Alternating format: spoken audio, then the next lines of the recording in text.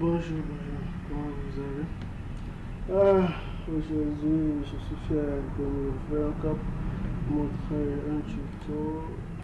En fait, pour le développement des applications mobiles, la plupart ont toujours des gros problèmes avec les bases de données, surtout quand on veut utiliser cette application mobile pour faire le complément, c'est-à-dire une suite d'une application desktop ou web.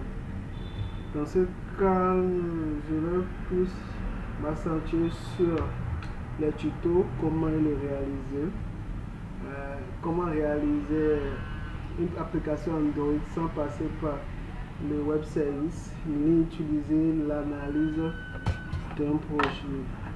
Regardez dans le projet dont vous présentez, regardez, il n'a aucune analyse, il n'a qu'une seule table info, toujours enregistrer quelques informations. Donc il n'a aucune analyse ici, comme ça se présente, comme vous la voyez, il n'a aucune analyse, aucune. Voilà, c'est ça, je viens de sur la droite, comme vous le voyez, il n'a aucune table. Cette table est toujours pour stocker les informations étudiants au niveau du au niveau du portable, à la base du portable. Donc ici, nous voulons manipuler les informations sur un serveur distant. Le but est de manipuler. C'est pourquoi nous ne faisons pas usage du web service, car comme j'ai dit précédemment dans le tuto des interventions ou lors d'une formation, l'utilisation du web service elle est très bonne, mais je la recommande peu car elle est contrainte d'utiliser, car le web service en lui-même constitue un projet. Et le projet que vous développez pour faire la communication avec le service aussi est un projet. Donc ça genre un double projet. Et la plus grande difficulté est la connexion des projets mobiles, mineurs mobiles avec tous les types de bases de données, sans les accès natifs. Donc on n'en a pas besoin. Il y a une méthode simple pour s'y connecter, mais il faudra avoir beaucoup de patience pour faire cette décision. Je vais vous montrer une base de données, la base SQL que j'ai utilisée. Je n'ai pas utilisé d'accès natif. Donc, vous voyez, ça c'est le projet destiné à la gestion des universités, dont le but a été de leur confectionner un programme Android mis à la disposition de ces derniers pour pouvoir consulter leurs notes et tout consent. Donc, ici, nous allons lancer notre programme en mode test, bien sûr. Donc, vous voyez, voici le programme. Donc, pour déterminer aux élèves de pouvoir consulter les notes à la fin du semestre, avoir les différentes matières ou les différents yeux qu'ils ont à rattraper au cours des semestres qui vont suivre ou qui sont passés au cours de l'année. Donc, ici, simplement, l'étudiant va entrer les données actuelles, si possible. Donc, voilà, il suffit simplement qu'il rentre le matricule et puis faire la vérification. Et c'est même matricule. Donc, on fait une vérification qui donne toutes les informations, nombre, adresse, filière, et toutes les informations qui sont propres à cette année scolaire. Donc, ça veut dire que si il veut avoir des informations concernant l'année 2021-2022, ou toute autre année, c'est le même principe. Donc, comme vous voyez, on y a bien fait. Donc, une fois que ces informations sont bien servies, il suffit d'enregistrer. Donc, ces informations sont ceux qui sont créés par la table info que j'ai mis dans la base que vous avez vue. Donc, nous allons vous montrer comment, au niveau du code vérifié, comment nous avions pu procéder. Donc, comme vous voyez, un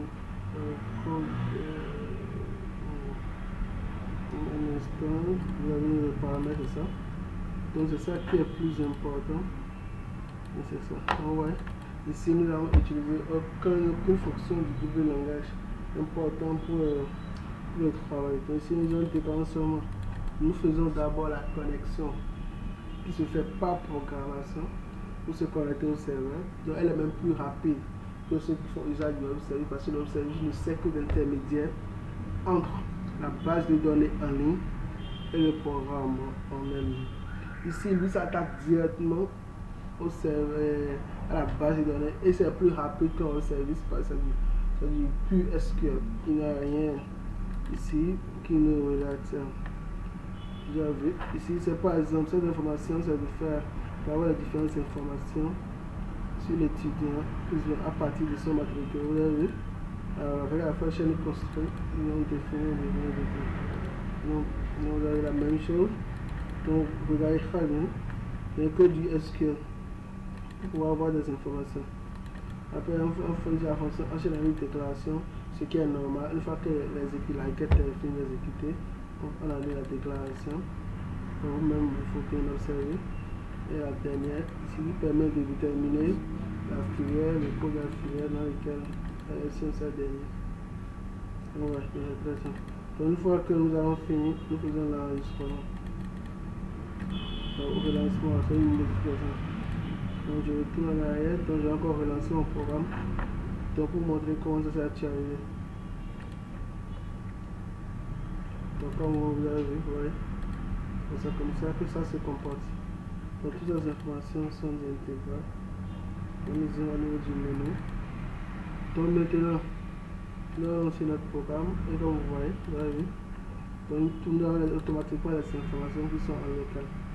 Donc, nous avons besoin d'examiner les moyennes semestrielles. Ici, par exemple, nous le premier semestre, second semestre, troisième, quatrième, cinquième. Donc, le premier semestre, vous avez vu. Donc, automatiquement, il va aller faire des recherches sur ça. Vous avez vu, c'est en une fraction de seconde. Donc, pourquoi, quand des gens se glorifient de maîtriser leur service, que leur service est ce qui est plus proche? Non, il y a une autre manière qui consiste à ne même pas faire usage d'analyse. Je n'ai rien, je ne peux avoir accès aux données typiques au niveau du serveur. Ils sont directement, vous avez vu. Donc, j'ai la moyenne du premier semestre, du second semestre, vous avez vu. Le second semestre, j'ai pas la moyenne, en 2021. Uniquement l'élève qui vient de se connecter, bien sûr. Au troisième, ce n'est pas encore fait, vous avez vu. C'est-à-dire que cette moyenne n'existe pas encore dans la base, même chose jusqu'au sixième. Donc, une fois fait un vérifiant, quand il a bien savoir les matières qu'il doit rattraper, puisqu'il n'a pas eu de moyenne au niveau du second semestre. Puisqu'il n'a pas eu de moyenne second semestre, obligatoirement, nous avons la liste des matières qu'il va rattraper. Donc, vous observez toutes les matières qu'il va rattraper, il est automatiquement au courant. Donc, nous allons vous montrer que c'est le même principe. C'est le même principe. Donc, vous avez vu, c'est le même principe, il n'y a rien de nouveau. Donc, vous voyez, ici, il n'a pas de code. Quand je vous le montre ici, vous avez vu, il n'y a aucun code. Il n'y a aucun code du langage qui font les traitements pour aller chercher les informations. Tout est en local. Donc, ici, vous avez bien vu, vous-même, vous voyez. On va chercher les informations. Et une fois qu'on connaît, on va tout ce qu'on a les informations que nous avons eues. Ici aussi, vous avez vu. Par exemple, les codes pour avoir accès à toute l'information. C'est ça ici. Donc, ça c'est la procédure en elle-même pour pouvoir déterminer. Vous avez vu, comme on a déterminé dans notre code SQL, déterminer la moyenne.